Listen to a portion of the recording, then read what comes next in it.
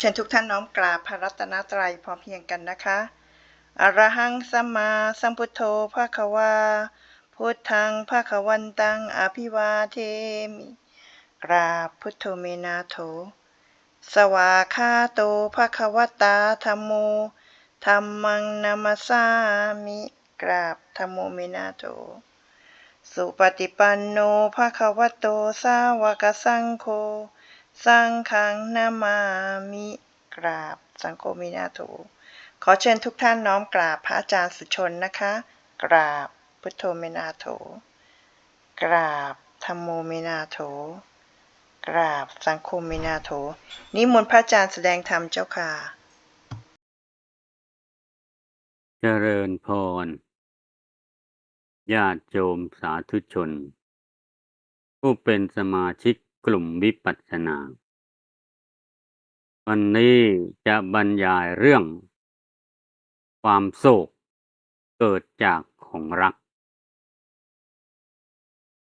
ถ้าพูดถึงความโศกแล้วมันก็จะต้องมาจากของที่รักใช่ไหมอันเป็นอีกเหตุผลหนึ่งมันอาจจะมีจากเหตุผลอื่นความโศกเกิดจากของที่รักแสดงว่าเราพัดพรากจากของที่รักคนที่รักจึงเกิดความโศกนี่ก็เป็นความโศกอันหนึ่ง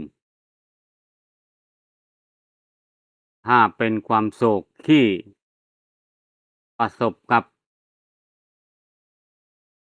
สิ่งที่ไม่เป็นที่รักนั่นก็มันก็โศกอีกแบบหนึ่งแต่มันก็โศกเหมือนกัน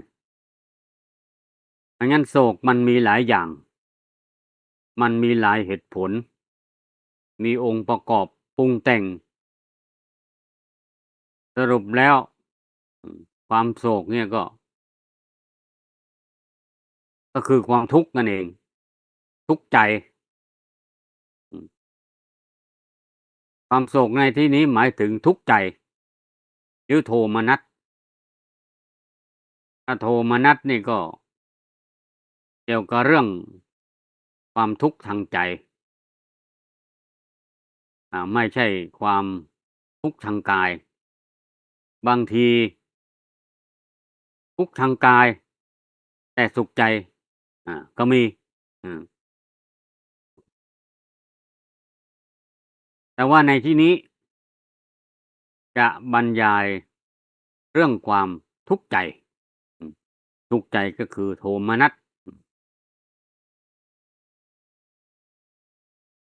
เรื่องโทมนัสนี่ก็คนเราก็อาจจะมีทุกข์ใจบ้าง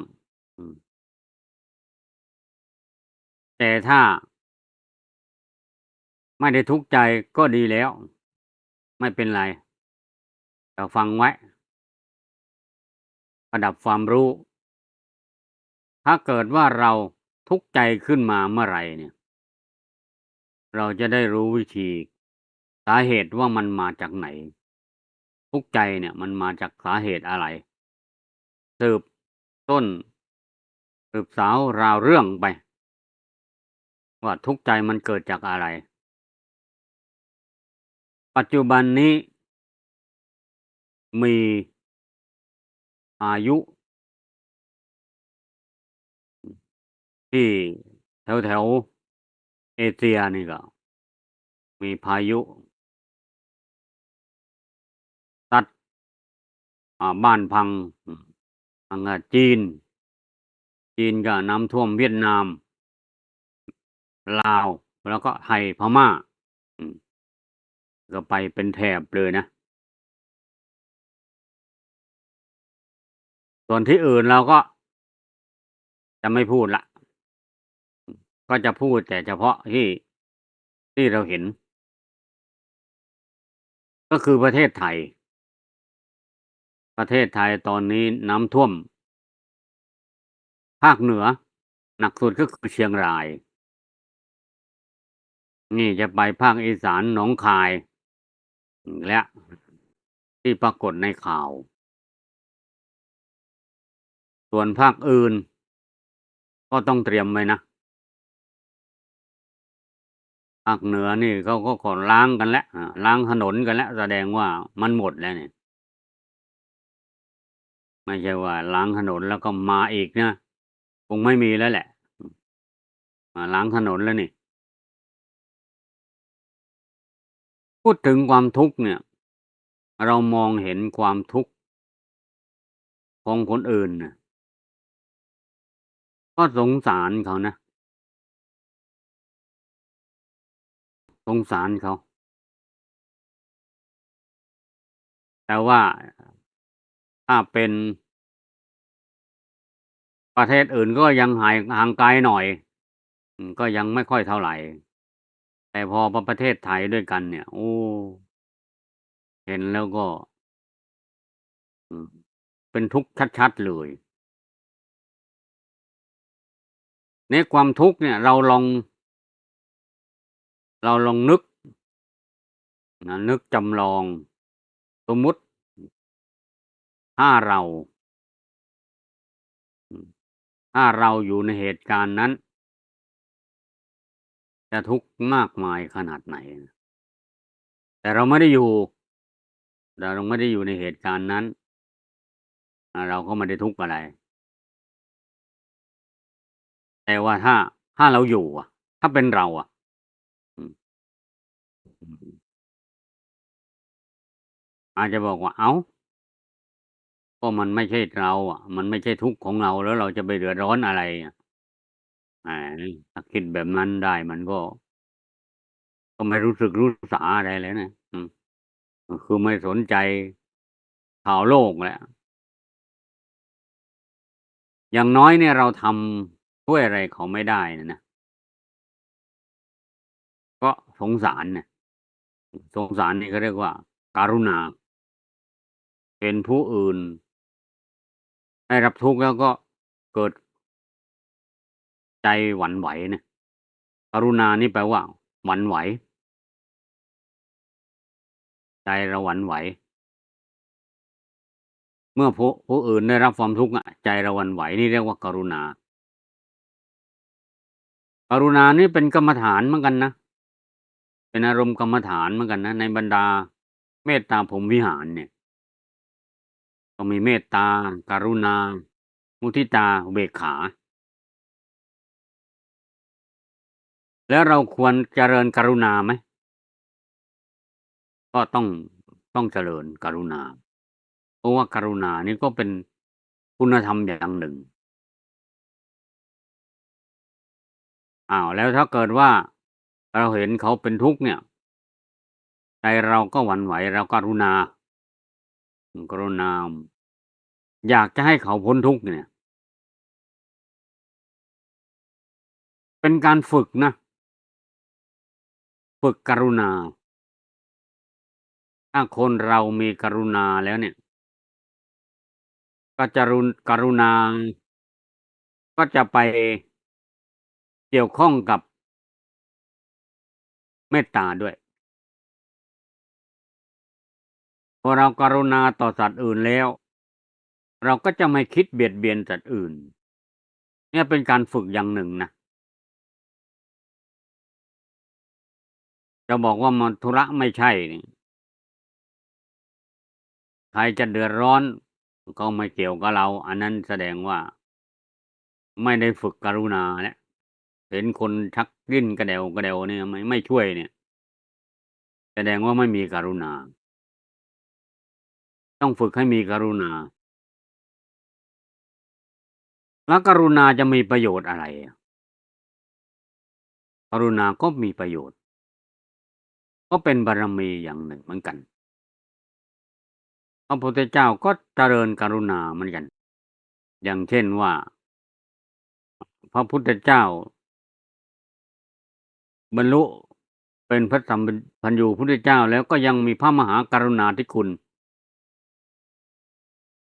แสดงธรรมโปรดเวไนยสัตว์นี่ก็เป็นพระมหากรุณาของพระพุทธเจ้า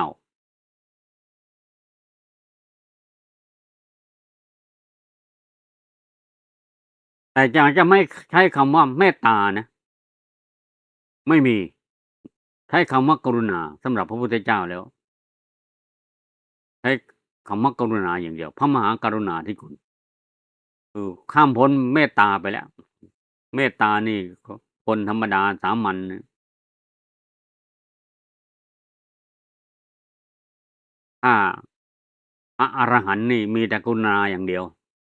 พระพุทธเจ้านี่มีแต่กรุณาอย่างเดียว มันละเมตตาได้แล้ว เพราะอะไร เพราะเมตตานี่มันใกล้ราคะนะเพราะพระพุทธเจ้าไม่มีราคะแล้วจึงไม่มีเมตตา มันละราคะได้แล้ว เพราะงั้นเหตุใกล้คือราคะเนี่ยเมตตาเนี่ยใกล้ราคะเนี่ย เป็นเหตุใกล้ เพราะงั้นในเมื่อไม่มีราคะเนี่ยก็ไม่มีเมตตา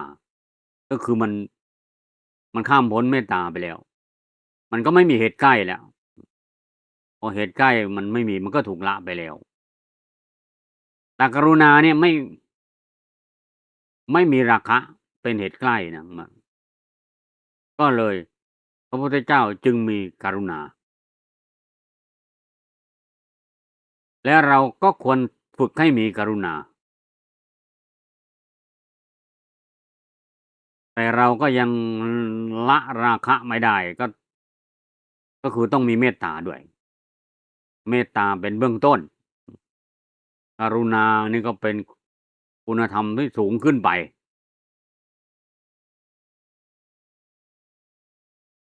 ในที่นี้พูดถึงความโศก ความโศกในที่นี้กำลังจะอธิบายว่าความโศกของตัวเรา แล้วก็ความโศกของผู้อื่น จะยกความโศกของผู้อื่นมาเป็นตัวอย่างเทียบเคียงกับความโศกของเราว่าเรามีความโศกเหมือนเขาไหม สมมติว่าเราเป็นเขาเนี่ยเขาโศกเนี่ยถ้าเราเป็นเขาเนี่ยเราจะโศกไหม ตอนนี้เราไม่เจอพายุบ้านไม่พังถล่มหรือว่าไม่ได้โดนพัดพรากของรักอะไร เราก็ไม่ได้เศร้าโศกอะไร แต่ถึงเวลาที่เราเศร้าโศกเราต้องสูญเสียคนที่รักไป สูญเสียของที่รักไป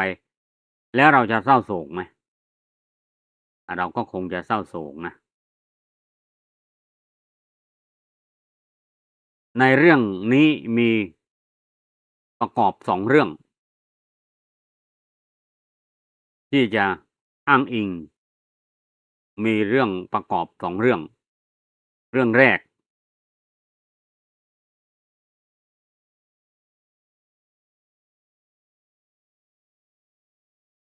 ก็คือเรื่องกุดุมพีคนใดคนหนึ่งกุดุมพีก็หมายถึงว่าคนที่ค่อนข้างจะมีฐานะหน่อยนะค่อนข้างจะกลางๆเนี่ยมีฐานะกลางๆไม่ใช่เศรษฐีนะถ้าเศรษฐีเขาก็จะบอกว่าเศรษฐีอันนี้กุดุมพีแสดงก็คนฐานะกลางๆกุดุมพีท่านนี้สูญเสียบุตรผู้เป็นที่รักนะลูกชายตายก็ต้องเศร้าโศกเสียใจร้องไห้หนักนะถึงกับไม่กินข้าวคนเวลามีความทุกข์มากๆนี่ก็คงจะกินข้าวไม่ลงนะก็คือไม่กินข้าวนี่เป็นอาการนะเป็นอาการของคนที่เศร้าโศกก็คือมันไม่อยากกินอะไรแล้วมันเอาแต่เศร้าโศกอย่างเดียวจิตใจมันก็เศร้าจ้อยนะแต่อย่าไปโศกนานนะโศกนานไม่ดีนะมันเสียสุขภาพเสียใจนานไม่ดีต้องพยายามรีบหาอะไรที่ให้มันหายเศร้าโศกนะโศกก็รู้อยู่นะ ลูกชายตายนี่ก็ต้องโศกแน่นอนแหละชายคนเดียวนะแต่ว่าอย่าไปโศกมากอย่าไปจมอยู่ปลักจมปลักแล้วก็จมปลักอยู่ยึดอยู่กับอดีตนี่กระดุมพีท่านนี้ก็เศร้าโศกเสียใจว่าลูกชายสูญเสียลูกชายไปพระพุทธเจ้าพิจารณาดูสัตว์โลกก็เห็นอุปนิสัยของกุดุมพีท่านนี้ หลังจากที่ฉันอาหารบิณฑบาตแล้วก็ไปเยี่ยมกระดุมพีบอกว่า เป็นอะไร ท่านเป็นอะไรโยม เป็นอะไรนะพุทธเจ้าก็ทราบอยู่แล้วนะเขากำลังเศร้าโศกก็มาเพื่อจะมาโปรดเขานะจะมาปลอบใจเขานะพระเจ้าตรัสว่าบาสกท่านได้รับความทุกข์เพราะเหตุไรหนอ กดุมพีกราบทูลว่าพัดภาคจากบุตรพระเจ้าค่ะพระเจ้าตรัสว่าอย่าคิดเลยบาสกชื่อว่าความตายนี้ไม่ใช่มีอยู่แต่ในที่เดียว และไม่ใช่มีเฉพาะแก่บุคคลผู้เดียว ก็ชื่อว่าความเป็นไปแห่งภพยังมีอยู่เพียงใด ความตายก็ย่อมมีแก่สรรพสัตว์ทั้งหลายเพียงนั้น แม้สังขารอันหนึ่งชื่อว่าเที่ยงย่อมไม่มีเพราะเหตุนั้นท่านพึงพิจารณาโดยบายแยบคายว่าธรรมชาติมีความตายเป็นธรรมดาตายเสียแล้วธรรมชาติมีความแตกธรรมดาแตกเสียแล้วไม่พึงเศร้าโศกเพราะว่าโบราณกาลบัณฑิตทั้งหลายในการที่ลูกเป็นที่รักของตนเองตายก็พิจารณาว่าเป็นเรื่องธรรมชาติก็ไม่ได้เศร้าโศกกุดุมพีก็ถามว่าในการไรพระเจ้าค่ะพระเจ้าก็ตัดเรื่องอุรักขชาดกตัดพระคาถาว่าบุตรของเราเมื่อสรีระใช้ไม่ได้ละสรีระของตนไปดุจงูลอกคราบเก่าไปฉะนั้นเมื่อบุตรของเราตายไปแล้วถูกเขาเผาอยู่ไม่รู้เวทนาการค่ำควรของพวกญาตินะเพราะฉะนั้นเราจึงไม่ควรเศร้าโศกถึงบุตรนั้นเพราะเขามีคติเช่นใดเขาก็ไปสู่คติของเขาอธิบายว่าบัณฑิตในการก่อนเมื่อลูกรักตายเสียแล้วไม่ประพฤติอย่างท่านทอดทิ้งการงานอดอาหารเที่ยวร้องไห้พร่ำเพ้ออยู่เดี๋ยวนี้ทำความเศร้าโศกไม่ทำความเศร้าโศกด้วยมรณสติภาวนารับประทานอาหารแล้วก็ตั้งใจทำงานต่อไปไม่คิดว่าลูกของเราเนี่ยตายลูกคนอื่นก็ตายเราก็ตายเหมือนกันพิจารณาอย่างนี้พระเจ้าตรัสเป็นคาถาว่าแท้จริงความโศกก็ดีภัยก็ดีเมื่อจะเกิดย่อมอาศัยของที่รักนั่นเองเกิดดังนี้แล้วจึงตรัสพระคาถานี้ว่าปิยโตชายเตโสโกปิยโตชายเตหยังปิยโตวิปมุตตัสสะนัตถิโสโกกุโตหยังแปลความว่าความโศกย่อมเกิดแต่ของที่รักภัยย่อมเกิดแต่ของที่รักความโศกย่อมไม่มีแก่ผู้ที่ปลดเปลื้องได้จากของที่รักภัยจักมีแต่ที่ไหนญาติโยมสาธุชนทั้งหลายท่านนี้สูญเสียลูกชายไปก็แน่นอนละยังกาเกิดพายุที่ประเทศไทยเนี่ยเชียงรายหนักสุดนั่นทีนี้เขาว่าเชียงรายก็คงต้องมีมั่งนะลูกตายบ้างก็มีต้องสูญเสียเนี่ยนอกจากลูกตายแล้วก็อาจจะญาติตายจมน้ ไปกับน้ำ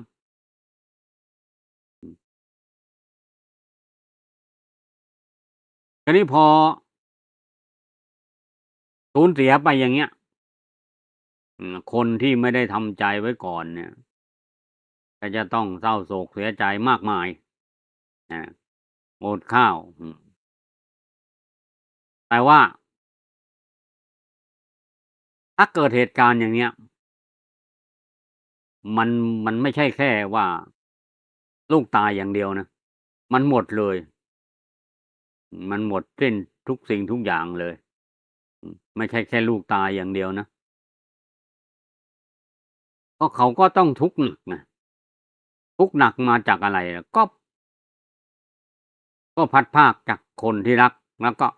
ของที่รักด้วยญาติโยมสาธุชนทั้งหลายก็ต้องทำใจไว้นะเราอือเราไม่เป็นอย่างเขาก็ต้องดูไว้อืมถ้าเราเป็นเขาแล้วเราจะทำยังไงทีนี้คนที่ฝึกไว้แล้วเนี่ยมรณสติพิจารณามรณสติก็เศร้าโศกบ้างเหมือนกันน่ะเรื่องว่าไม่เศร้าโศกนี่ก็คงจะทำไม่ได้นะไม่เหมือนเอ่ออันนี้เนี่ยที่ว่าเขาเจริญมรณสติความจริงความตายมันก็แค่เปลี่ยนภพเปลี่ยนชาติไปเท่านั้นเองแต่ว่าความรักความผูกพันที่มันมีอยู่เนี่ยมันมีมากมันมีน้อยมันมีมากมันก็เศร้าโศกเสียใจมากมีน้อยมันก็เศร้าโศกเสียใจน้อยในคาถานี้พระพุทธเจ้าตรัสว่าปิยโตทายเตโสโกความโศกเนี่ยเกิดแต่ของที่รัก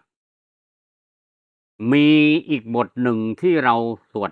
กันเป็นประจำก็คือปิเยหิวิปโยโคทุกโข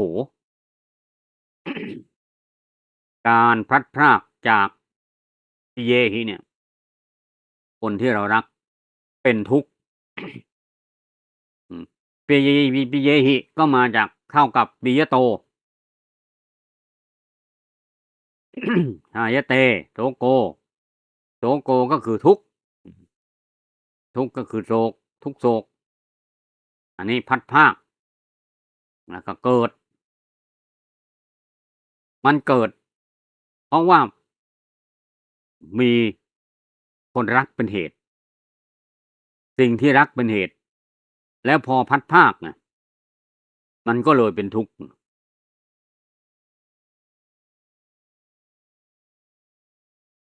แต่ถ้าเราพลัดพรากจากคนที่เราไม่รักอะเราจะเป็นทุกข์ไหมก็เฉยๆนะคนอื่นตายชาวบ้านตายนี่เขาก็ตายกันโคมๆเนี่ยก็เราก็ไม่เห็นรู้สึกรู้สาอะไรไม่รู้สึกว่าเป็นทุกข์เป็นร้อนอะไรเพราะว่าคนคนนั้นไม่ใช่ปิเยหิของเราไม่ใช่คนรักของเราพลัดพรากน่ะเราพลัดพรากเขาไหมเราก็พลัดพรากน่ะพลัดพรากใครอะก็พลัดพรากคนข้างบ้านเนี่ยแล้วเราเป็นทุกข์ไหมก็ไม่เห็นเป็นทุกข์อะไรเพราะว่าเขาไม่ได้เป็นที่รักของเราเราก็เฉยๆแต่ถ้าคนคนนั้นน่ะเป็นที่รักของเราเป็นปิเยหิอะมันก็ต้องเป็นทุกข์ธรรมดานะนี่ก็เป็นองค์ประกอบของความทุกข์อย่างหนึ่งนะจริงๆแล้วก็ปิยโตชายเตโสโกความโศกย่อมเกิดแต่สิ่งที่รักหรือว่าการพลัดพรากจากสิ่งที่รักก็เป็นทุกข์ก็คืออันเดียวกันแต่ว่าศัพท์ความหมายนี่คนละอย่างคนละแบบแต่ก็คืออันเดียวกันจะเห็นว่าธรรมะของพระพุทธเจ้านี่แสดงได้หลายแบบแต่ความจริงก็คืออันเดียวกันน่ะตอนนี้เรามาพูดในเรื่องที่สองในเรื่องที่สองก็เป็นเรื่องของ พราหมณ์คนใดคนหนึ่งเนี่ยเป็นมิจฉาทิฏฐิพราหมณ์คนนี้ไม่ได้นับถือพระพุทธเจ้านะก็ทำนาไปไถนาไปถางนาก่อนอันดับแรกก็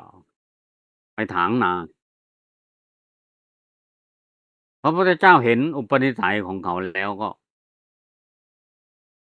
ไปบิณฑบาตแล้วก็เดินผ่านไป ที่เขากำลังถางนาก็ถามพราหมณ์ทำอะไรอะท่านกำลังทำอะไร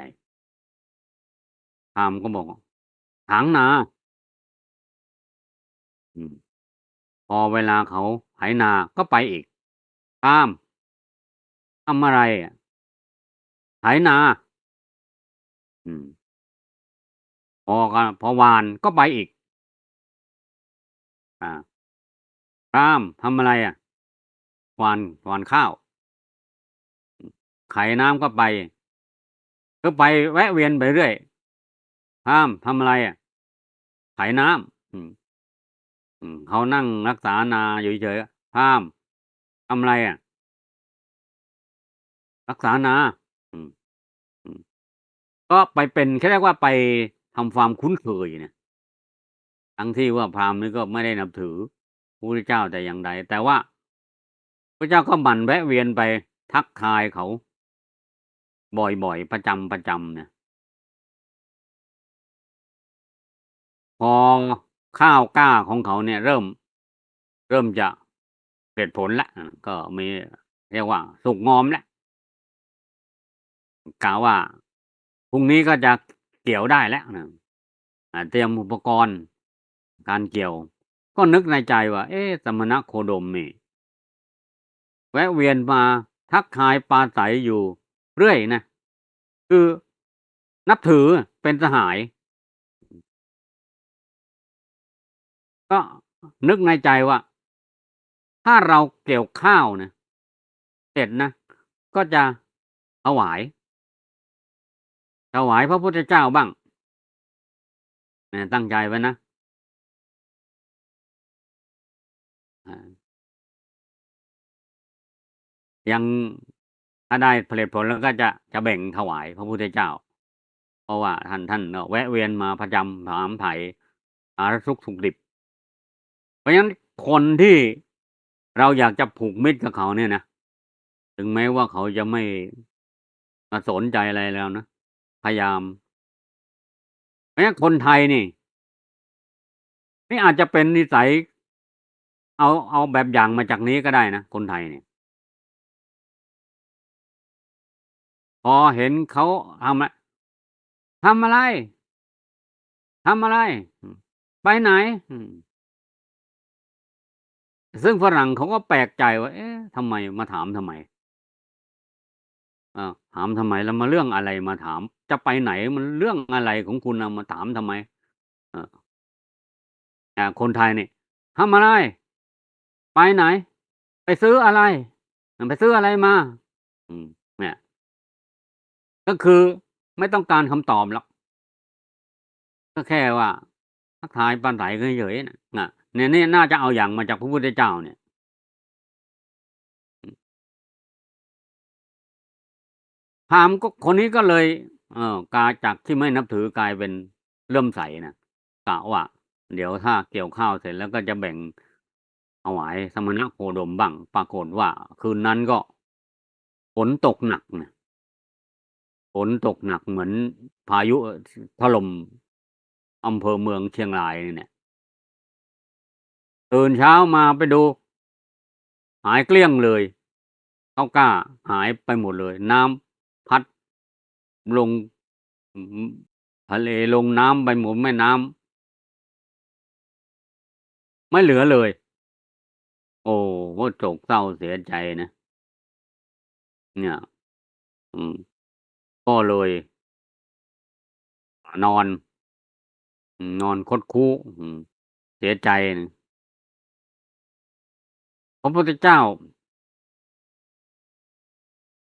ก็ทราบนะว่าพราหมณ์นี่ทราบอยู่แล้วว่าข้าวของเขาเนี่ยจะไม่ได้หรอก ที่ไปคอยไปแวะเวียนถามไถ่นี่ก็ทราบว่าเขาทำนาเนี่ยเขาจะไม่ได้ข้าวแต่เขาจะโศกเศร้าเสียใจมากถึงคราวนั้นแหละพระพุทธเจ้าก็จะไปเทศปลอบใจเขาอืมนี่ก็คือพระพุทธเจ้านี่เป็นสัพพัญญูเมื่อเห็นอุปนิสัยของท่านใดแล้วก็จะไปถึงแม้ว่าอุปนิสัยเขายังไม่แก่กล้าก็จะแวะเวียนไปไปทักทายก่อนไปคุยกันก่อนทำความคุ้นเคยก่อนเมื่อถึงเวลาเขาเศร้าโศกแล้วก็จะได้ไปเทศน์ให้มันตรงจุดน่ะถ้าไม่รู้จักมักจีกับเขาเนี่ยแล้วเขาจะไปเทศน์ให้เขาฟังเนี่ยเขาจะฟังไหมเขาไม่ฟังอยู่แล้วเพราะเขาไม่ได้นับถือพระพุทธเจ้าอยู่ก่อนแล้วต้องไปทำความคุ้นเคยก่อนพอคุ้นเคยแล้วเขาก็ไปเทศน์ให้เขาก็ฟังเขารับฟังเนี่ย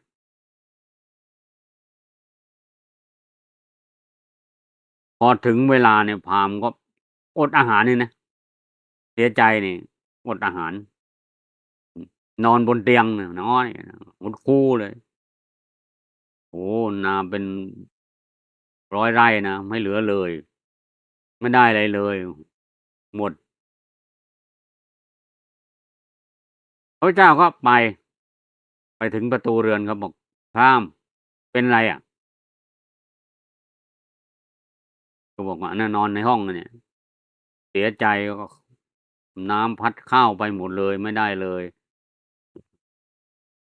เจ้าก็อ่าให้เรียกมาคุยกันนี่เป็นอะไรบอกพราหมณ์เสียใจเรื่องอะไรอะก็บอกว่านั่นแหละข้าวเรานี่ก็จะเกี่ยวอยู่แล้วน้ำพัดไปหมดเลยกะว่าได้เกี่ยวข้าวได้จะแบ่งถวายท่านมั่งไม่เหลือเลยบอกว่าพุทธเจ้าตรัสถามว่าพราหมณ์ท่านรู้ไหมความโศกเกิดแก่ท่านเนี่ยเพราะอาศัยอะไรพราหมณ์กราบทูลว่าไม่ทราบพระเจ้าค่ะท่านทราบหรือย้อนถามพระเจ้าท่านทราบหรือเอออย่างนั้นพราหมณ์ความจริงความโศกก็ดีภัยก็ดีเมื่อเกิดย่อมอาศัยตัณหาเกิดขึ้นอืมแล้วตรัสพระคาถาว่าตัณหายะชายเตโสโกตัณหายะชายเตพยังตัณหายะวิปมุตตสะนัตถิโสโกกุโตพยังแปลความว่าความโศกย่อมเกิดขึ้นเพราะตัณหาภัยย่อมเกิดขึ้นเพราะตัณหา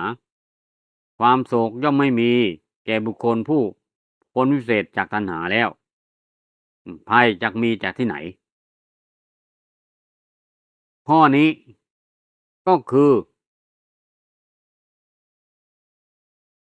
พระเจ้าตรัสว่าตัณหายะชายเตโสโกความโศกเกิด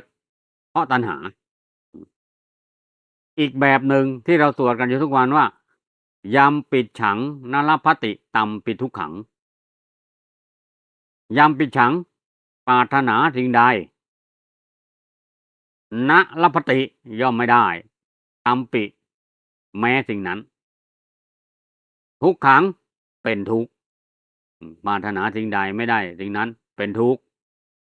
ญาติโยมสาธุชนทั้งหลายมันทุกข์นี่ก็ทุกข์อีกแบบคนก่อนนั้นสูญเสียลูกชายก็เป็นทุกข์อันนั้นว่าทุกข์เพราะพลัดพรากจากของที่รักพราหมณ์ท่านนี้สูญเสียนาข้าวไปก็ไม่ได้ข้าวก็สูญเสียข้าวไปเหมือนกันก็ปรารถนาสิ่งใดปรารถนาข้าวเนี่ยอุตสาห์ทำนาก็หวังว่าจะได้ข้าวแล้วมันได้ข้าวมันไม่ได้เนี่ยมันไม่ได้ข้าวมันก็เลยเป็นทุกข์อืมนี่พราหมณ์ท่านนี้นะสูญเสียข้าวไปก็เลยเป็นทุกข์และคนบางคนที่สูญเสียอะไรไปมั่งสูญเสียบ้าน บ้านที่ดิน แล้วจะเป็นทุกข์หนักเลย อืม เห็นแล้วก็ โอ้โฮ สงสารเขานะ พราหมณ์ท่านนี้นี่เสียข้าวไปแต่นายังอยู่นะ บ้านก็ยังอยู่ แต่ที่เชียงรายนี่ เห็นแล้ว บ้านก็พัง ที่ดินก็พังด้วยนะ พังไปตามน้ำแหละ บ้านก็หายไปด้วย ที่ดินก็หายไปด้วยนะ ถ้าที่ดินยังอยู่นี่บ้านพังยังสร้างบ้านใหม่ได้นะ นี่ที่ดินก็ไปด้วย ถูกน้ำพัดไปด้วย ไปทั้งบ้านไปทั้งที่ดินเนี่ยหมดเลย เหลือแต่ตัว เพราะ เหลือแต่ตัว ไม่เหลืออะไรเลย นี่เขาบอกว่า นี่แหละ ปรารถนาเนี่ย สิ่งใดเนี่ยไม่ได้สิ่งนั้นก็เป็นทุกข์ แล้วก็เป็นทั้ง 2 อย่างเลยแหละ ทั้งสูญเสียบ้าน สูญเสียที่ดิน สูญเสียหมด ไม่เหลืออะไรเลย คนที่สูญเสียมากที่สุดเนี่ย ในครั้งพุทธกาลนะ นางปตาจารา นางปตาจารานี่เสียลูกไป 2 คน เสียสามีไปก่อน แล้วก็เสียลูกคนเล็ก ก็เสียลูกคนโต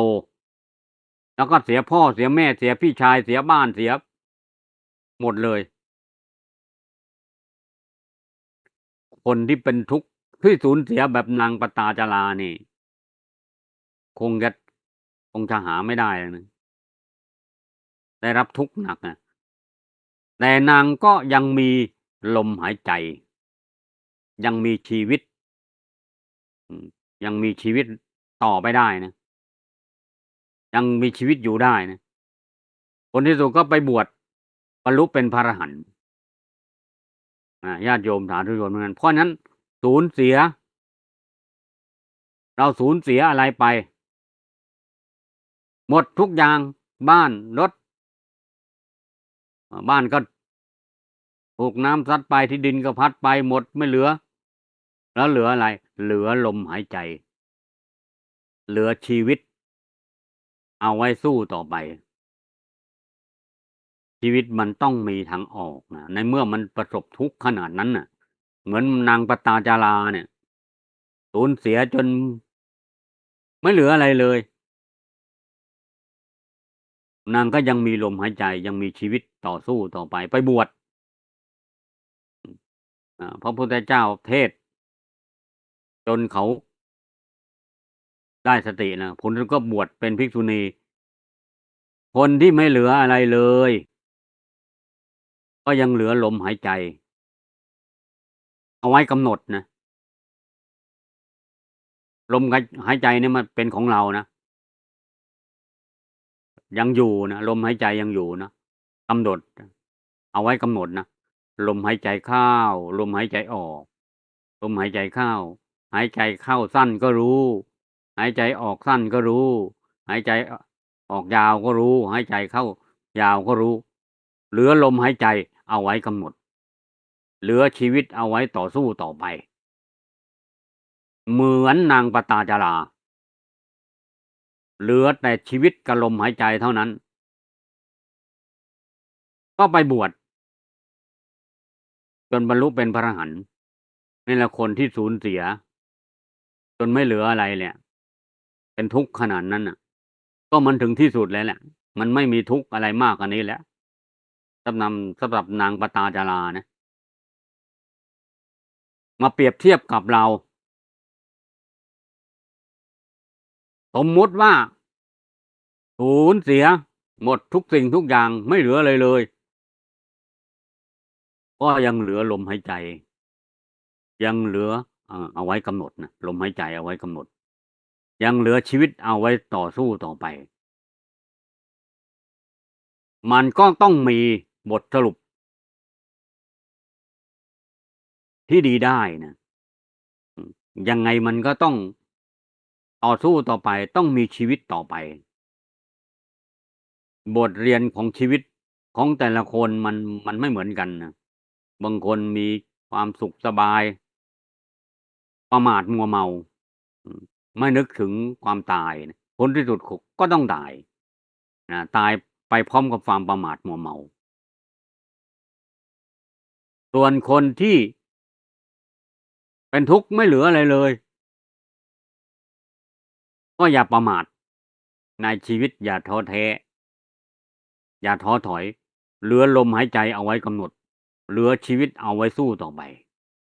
มันต้องมีมันต้องมีวิธีเราต้องอยู่ต่อไปได้ถึงแม้ว่าจะไม่เหลืออะไรเลยเพราะว่าเรามาก็ไม่มีอะไรมาเลยเหมือนกันอืมเราออกจากท้องแม่เนี่ยเรามีเอาอะไรมาเอาอะไรมาด้วยเล่าเรามีสมบัติภัตฐานอะไรมาไหมออกจากท้องแม่มาเนี่ยเสื้อผ้าก็ไม่มีก็มาแต่ตัวเปล่าๆเพราะฉะนั้นละที่บอกว่าสูญเสียไม่เหลืออะไรเลยเนี่ยไม่ใช่มันยังเหลือก็คือเหลือลมหายใจเอาไว้กำหนดเหลือชีวิตเอาไว้สู้ต่อไปบทสรุปอาจจะโชคดีเหมือนนางปตาจาราก็ได้ก็คือไปบวชแล้วก็บรรลุเป็นพระอรหันต์ไม่ต้องมาเวียนว่ายตายเกิดมาเป็นทุกข์อีกแล้วหมดกันหมดสิ้นกันดีนะทุกข์ในวัฏฏะสงสารเนี่ยมันทุกข์เหลือเกินนะทุกข์แบบนี้นี่ใครอยากจะได้นะไม่มีใครอยากได้หรอกทุกข์ขนาดหนักนะเพราะฉะนั้นญาติโยมสาธุชนทั้งหลายหากได้รับความทุกข์เพราะพลัดพรากหรือได้รับความทุกข์เพราะสูญเสียได้อะไรปรารถนาสิ่งใดก็ไม่ได้ผิดหวังมันเสียทุกเรื่องอาก็อย่าไปท้อแท้เพราะว่าคนที่เป็นทุกข์มากกว่าเราเนี่ยยังมีมองดูคนที่เขาทุกข์กับเรานะเราที่ว่าสูญเสียเนี่ยไม่เหลืออะไรเลยเนี่ยมันไม่จริงใช่ไหมมันยังเหลือลมหายใจ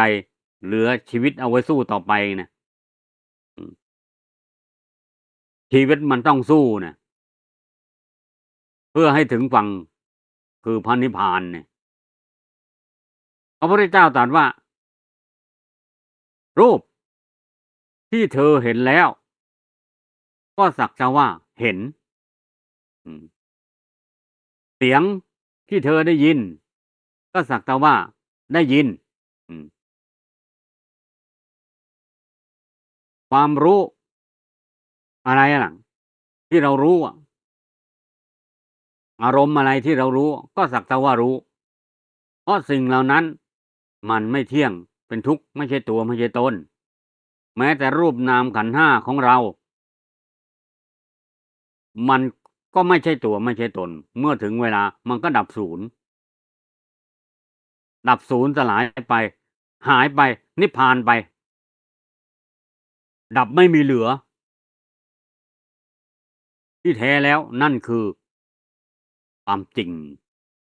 ญาติโยมสาธุชนทั้งหลายเพราะฉะนั้นสิ่งที่เรารู้เราเห็นเนี่ยเราจะพิจารณาได้ไหมว่ามันก็แค่สิ่งที่เรารู้เราเห็นนั่นแหละเดี๋ยวมันก็เดี๋ยวมันก็ดับเดี๋ยวมันก็ผ่านไปมองคนข้างๆเดี๋ยวคนนู้นก็ตายเดี๋ยวคนนี้ก็ตายตายไปทีละคน2คนเพื่อนเราก็ตายคนนู้นก็ตายคนนี้ก็ตายตายไปทีละคน2คนต่อไปเราก็ต้องตายอืมเพราะฉะนั้นก็อย่าประมาทในชีวิตนะแล้วทำไงอะก็ต้องปฏิบัติอืมปฏิบัติให้ ให้พ้นให้พ้นให้พ้นทุกข์หนทางรอดมีอย่างเดียวก็คือปฏิบัติให้พ้นทุกข์นี่คือจุดมุ่งหมายสูงสุดของคำสอนของพระพุทธเจ้านะพระเจ้าทรงพ้นทุกข์แล้วก็เทศนาสั่งสอนให้เวนยสัตว์นั้นพ้นทุกข์ด้วยส่วนผู้ที่จะพ้นทุกข์ด้วยได้ หรือไม่ได้ก็ขึ้นอยู่กับผู้ปฏิบัติเองเราอยากจะพ้นทุกข์ไหมคนที่ได้รับความทุกข์ก็อยากจะพ้นทุกข์แต่คนที่อยากจะพ้นทุกข์ต้องประกอบด้วยนิพพิทามันถึงจะถูกทางนะนิพพิทานี่เบื่อหน่ายในรูปนามขันธ์ห้าเนี่ยต้องเป็นไปตามลำดับนะนิพพิทาเบื่อหน่าย แล้วก็วิราคะคลายกำหนัดเมื่อคลายกำหนัดจิตย่อมหลุดพ้นต้องไปตามลำดับอย่างนี้ส่วนผู้ที่ยังไม่เบื่อหน่ายเนี่ยไม่เบื่อหน่ายก็ไม่คลายกำหนัดเมื่อไม่คลายกำหนัดก็เป็นไปไม่ได้ที่จะหลุดพ้นอยากหลุดพ้นแต่ไม่เบื่อหน่ายเนี่ยมันก็ไม่ไปตามลำดับต้องเบื่อหน่ายก่อนทำยังไงจะให้เบื่อหน่ายล่ะก็ต้องพิจารณารูปนามขันธ์ห้าว่ามันเป็นทุกข์ไง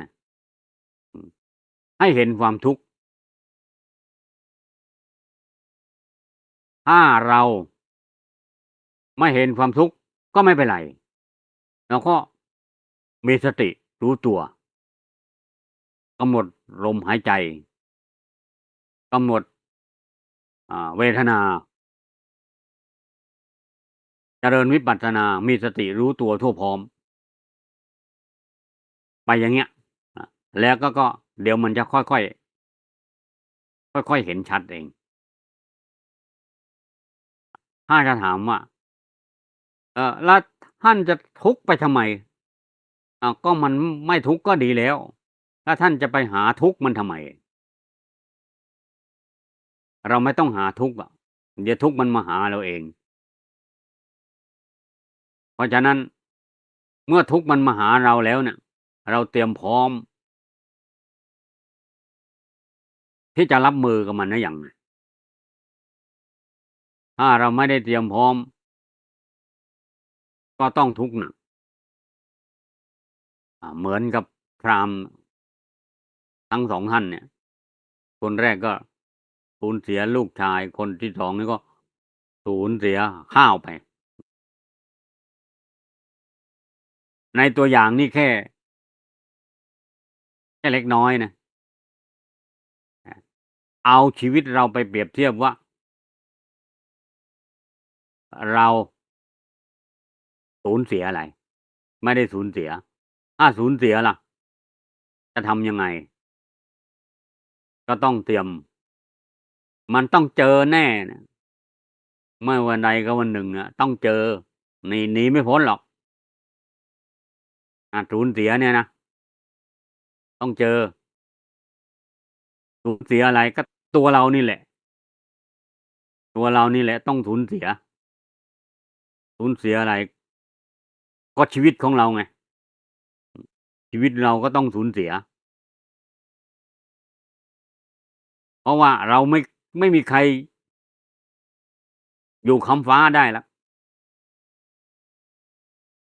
ถึงเวลามันก็ต้องไปแต่คนที่ทำบุญไว้มากนี่นะเขาไม่กลัวนะเขาไม่ได้ทุกข์นะแต่เขาไม่กลัวทำบุญไว้มากพิจารณาเนี่ยมรณสติเนี่ยเขาไม่กลัวนะพอถึงความตายมาถึงเขาก็ไม่กลัวเพราะอะไรถึงไม่กลัวล่ะก็เขาเตรียมรับมือมันไว้แล้วไงจะกลัวทำไมก็เมื่อเราทำความดีไว้แล้วในเมื่อเราไปภพภูมิเบื้องหน้ามันก็ต้องไปภพภูมิที่ดีนี่ แล้วจะมาห่วงทำไมกับรูปนามขันธ์ห้าที่มันแก่ง่อมอย่างเงี้ยมันลุกโอยนั่งก็โอยนะนอนติดเตียงบ้างอะไรบ้างแล้วจะไป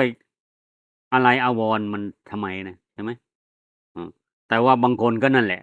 ถ้าไม่ได้เตรียมนะขนาดนอนติดเตียงนะ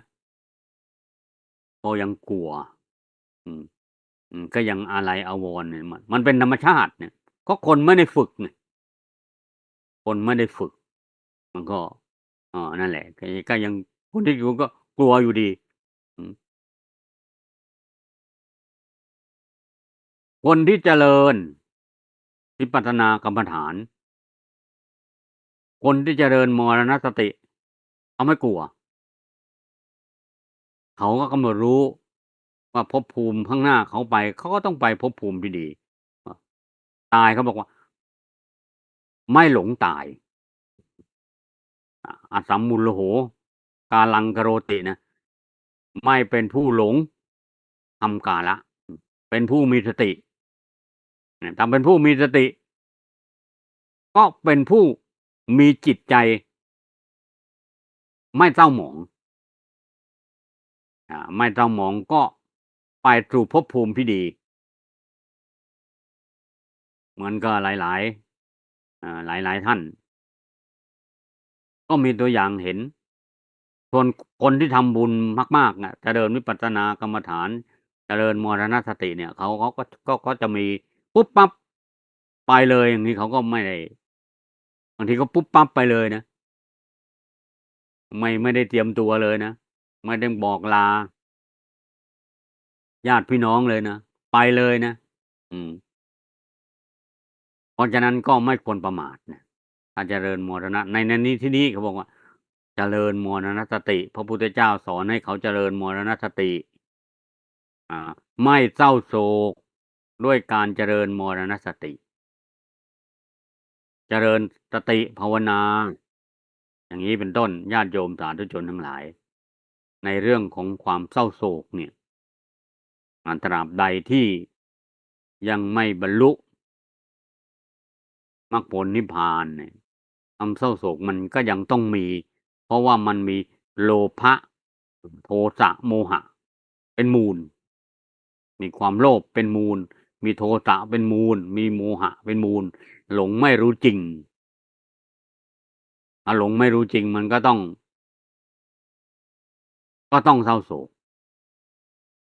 ธรรมดาในที่นี้พระพุทธเจ้าตรัสว่าความเศร้าโศกนัตถิโสโกความเศร้าโศกย่อมไม่มีแก่บุคคลผู้ละพ้นวิเศษแล้วนะวิปมุตตสะพ้นวิเศษแล้วตัณหายะจากตัณหาตัดตัณหาได้ก็สบายแล้วไม่ต้องเศร้าโศกแล้วความโศกย่อมไม่มีแก่บุคคลผู้ละพ้นวิเศษแล้วจากตัณหาก็คือตัดตัณหานี่ก็คือสูงสุดเลยนะไปนิพพานแล้วเพราะว่าตัณหาเนี่ยมันเหมือนยางเหนียวญาติโยมเคยเห็นยางเหนียวไหมยางเหนียวมันไปแตะนี่ก็ติดเลยตัณหาเนี่ยมันเหมือนยางเหนียวเหมือนยางเหนียวน่ะพอแตะปุ๊บติดเลยอืมไอ้มืออีกข้างแตะก็ติดอีกเหมือนกันเหมือนลิงติดตังติดมือติดตอนแรกติดมือเดียวพออีกมือไปแตะติด2มือ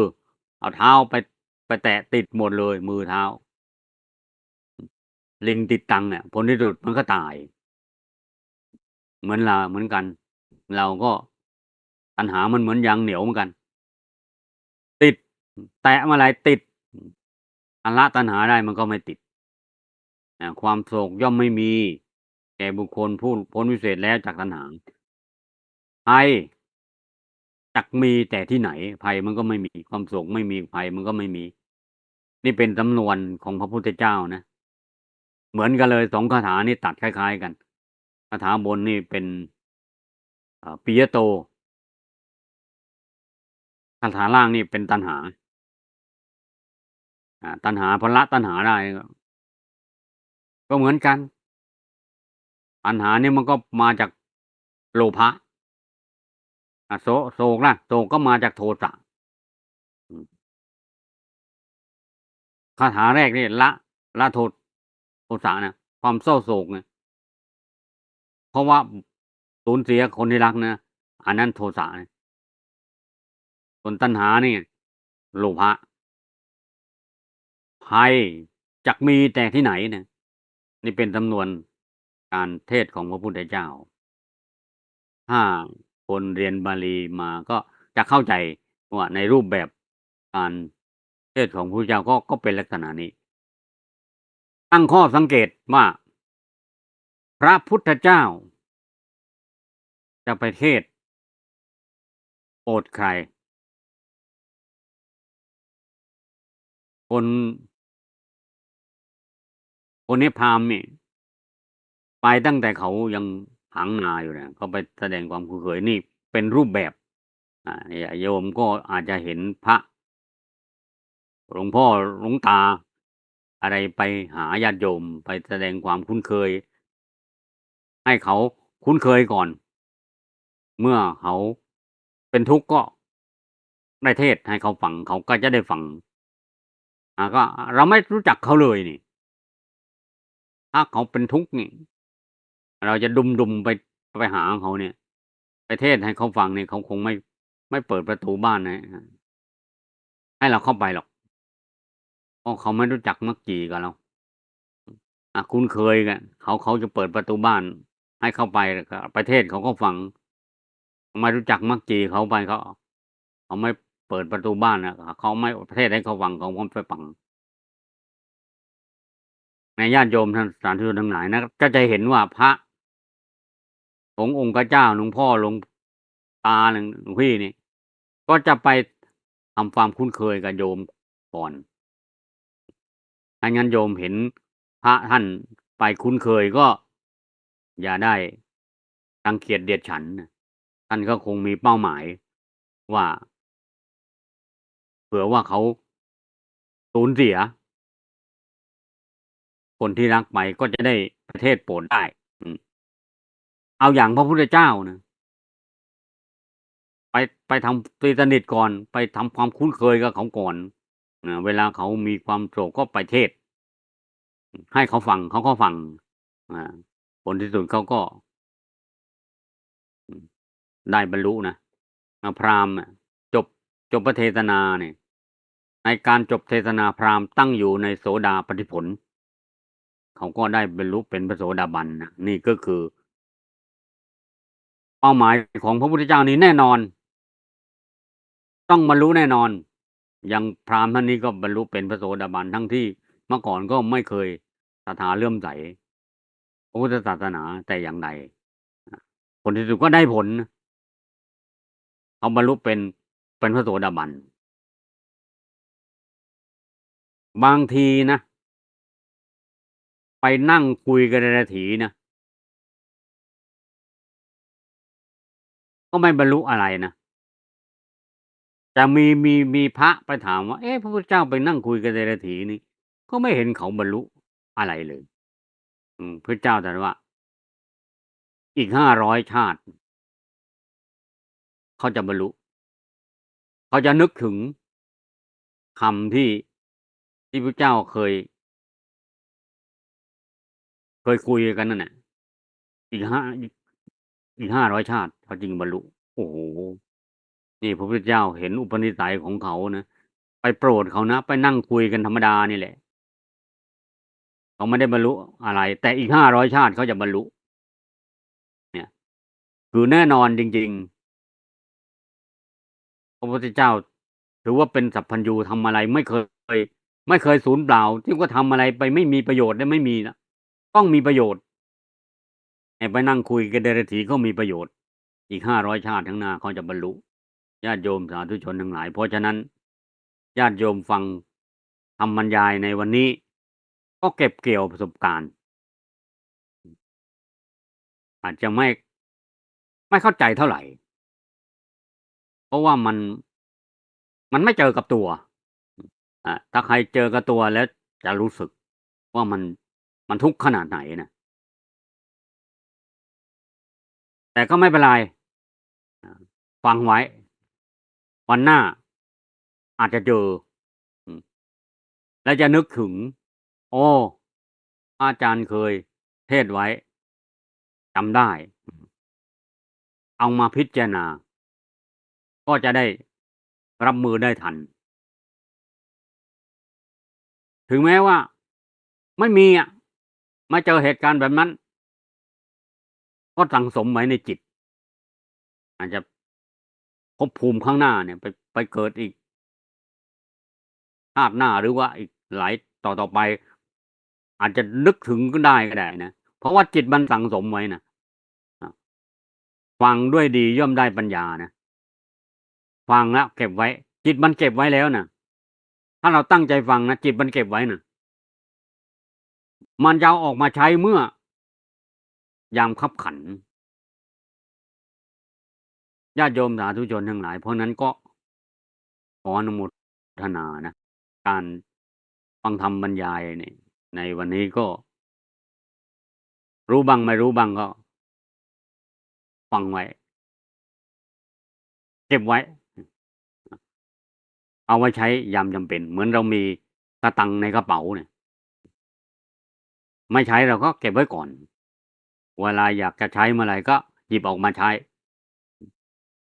งั้นปัญญาบารมีก็สั่งสมไว้วันละเล็กละน้อยฟังด้วยดีย่อมได้ปัญญา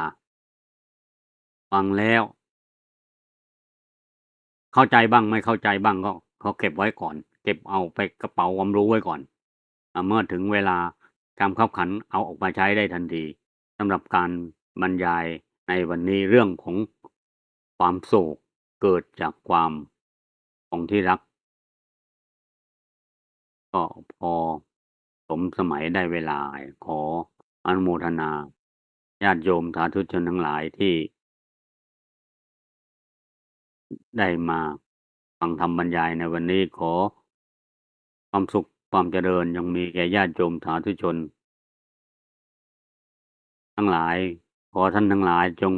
เจริญด้วยอายุวันนะสุขะพละเจริญด้วยลาภยศสุขสรรเสริญเจริญในธรรมะขององค์สมเด็จพระศาสดาสัมมาสัมพุทธเจ้ายิ่งขึ้นไปเถิดขอเจริญพร